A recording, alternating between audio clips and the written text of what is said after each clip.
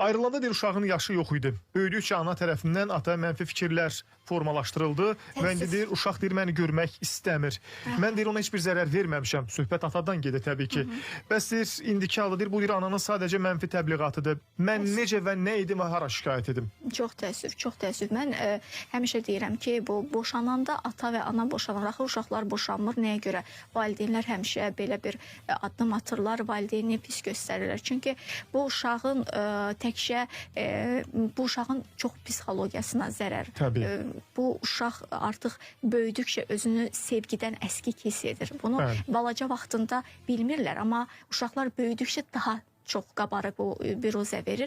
Mən izləyicimizə demək istəyirəm ki, əlbəttə yəqin ki, az öncə dediyim kimi, hər hansı bir orqana yəqin müraciət etməyibdir.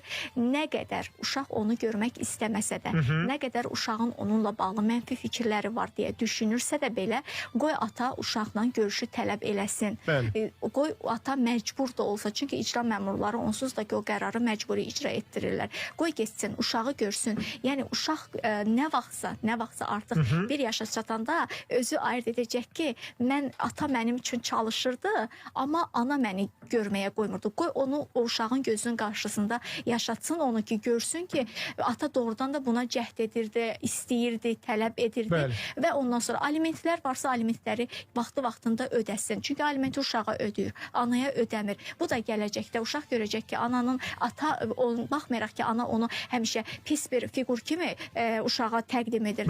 Amma gələcəkdə uşaq görəcək ki, çünki inanın ki, bu təcrübəmizdə olubdur. Dəfələrlə olub ki, uşaq artıq anaya deyir ki, sən atamı belə təqdim etmişsən. Amma mənim atam belə deyil axı. Qoy o özü olduğu kimi həm alimentlərini ödəsin, həm uşağı tələb eləsin. Şikayət deyəndə birinci mediasiya müraciət edəcək, daha sonra isə məhkəməyə müraciət eləsin. Qoy tələb eləsin, amma bir neçə ildən sonra görəcək ki, artıq uşaq ona isinibdir.